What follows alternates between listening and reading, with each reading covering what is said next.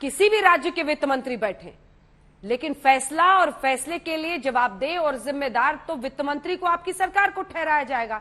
ऐसे में ये क्यों ना कहा जाए कि जो मिडिल क्लास है इस देश का, उस पर एक के बाद एक तरीके खोज खोज कर मार कर रहे हैं आप लोग।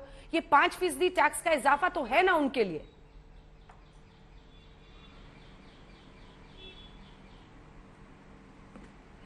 अंजना जी, देखिए, सर्वप्रथम आपने कहा फैसला तो ये सरकार का ही माना जाएगा, तो मैं समझता हूं सबसे पहले कुछ तथ्य आपने रखे और कुछ मैं रखूंगा।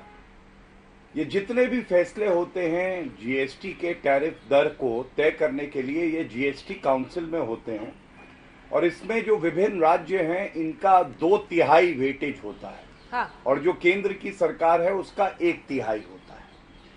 ये तथ्य आपने बड़ा महत्वपूर्ण बताया कि परामर्श के लिए, विचार के लिए एक ग्रुप ऑफ मिनिस्टर्स की बॉडी बनाई गई। इसमें कांग्रेस पार्टी की राजस्थान में सरकार है, उसके भी प्रतिनिधि थे। केरल में लेफ्ट की है, उनके भी थे। पश्चिम बंगाल में टीएमसी की सरकार है, उनके भी प्रतिनिधि थे। ये 28 जून 2022 की चंडीगढ़ में बैठक हुई और इसमें क्या फैसला लिया गया? इसमें यह कहा गया कि टैक्स इवेजन बहुत हो रहा है और जो ये पैकेज प्रोडक्ट हैं इन पे 5% जीएसटी लगना चाहिए।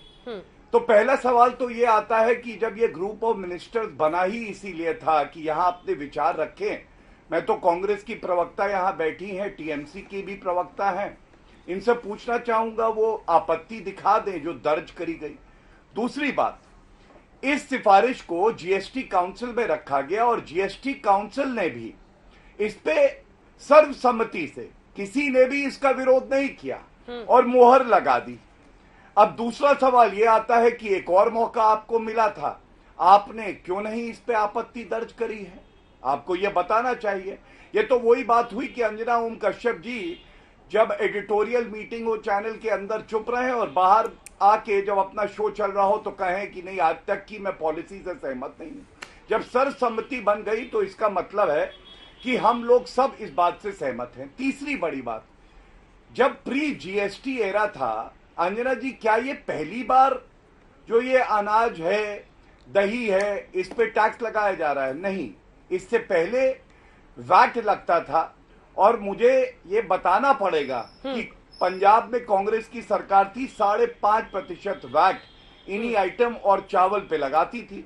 उत्तर प्रदेश में उस समाजवादी पार्टी की सरकार थी, 4% लगाती थी वैट। तो जब ये लगाते हैं तो ठीक है। हम कहते हैं कि हम कर इकट्ठा करके आम जनता को जो सुविधाएं दे रहे हैं, आप जानती हैं 200 करोड़ टीके लगे, बूस्टर डोज लगेगी।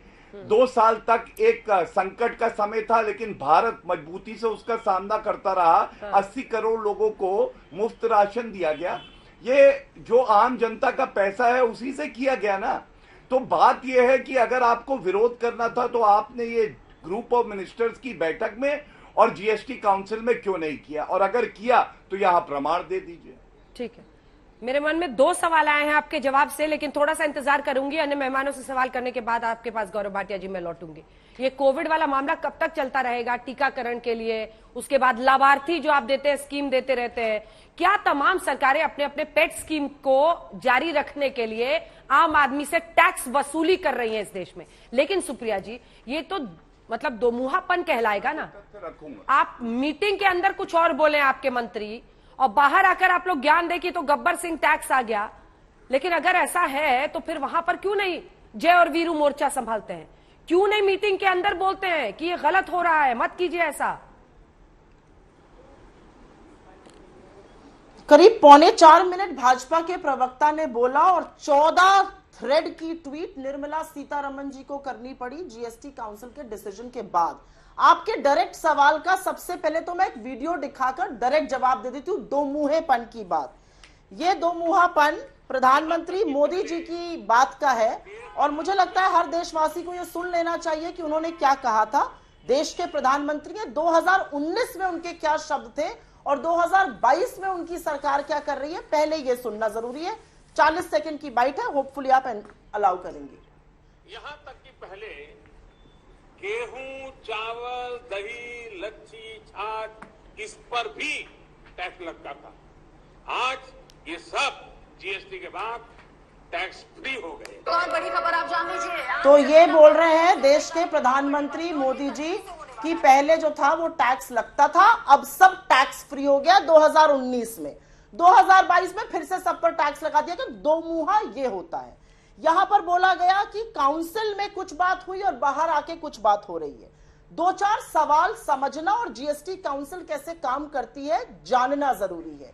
जीएसटी काउंसिल के सामने प्रपोजल लाया जाता है, कई बार स्टेट्स और सेंटर मिलके लाते हैं, कई बार सिर्फ सेंटर लाता है। प्राइस इंक्रीज करना पैकेज प्रोडक्ट्स का प्रपोजल इंक्रीज जो आया था वो निर्मला सीतारमण जी की तरफ से आया था। निर्मला सीतारमण जी देश की हालात ज्यादा अच्छी तरह से जान रही है। हम सब लोग चलिए अनभिज्ञ हो सकते हैं, राज्य अनभिज्ञ है, वो तो जान रही है कि किस तरह से इन्फ्लेशन बढ़ रहा है। वो ऐसा प्रपोजल क्यों लेकर आई? तीसरी इंपॉर्टेंट बात, जीएसटी काउंसिल तो रेकमेंडेटरी है, ये सुप्रीम कोर्ट का कहना है, इस पे सरकार की कोई आपत्ति नहीं है, वो सिर्फ रेकमेंडेशन देती है। तो अगर रेकमेंडेटरी है, सरकार ने इसको क्यों तुरंत एग्जीक्यूट कर दिया? नहीं करना चाहिए था।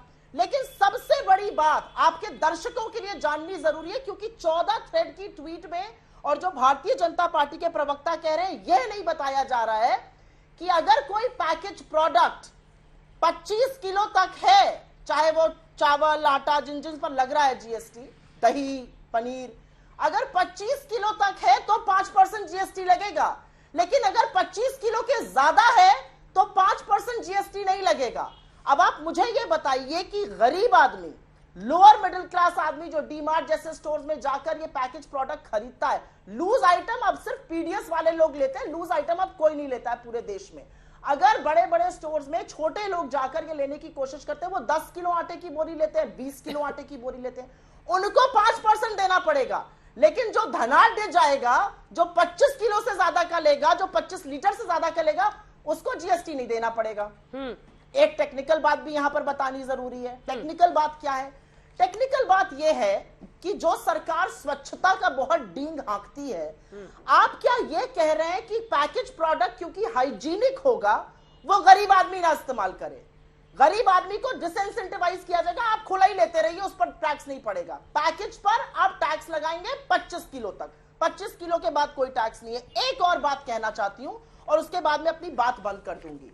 जब जीएसटी आया तो एक इनपुट टैक्स भी आया। आप किसी चीज पर 10% 12% जीएसटी लगाते हैं तो इनपुट टैक्स उस पे से घट जाता है, तो जीएसटी की राहत कम हो जाती है।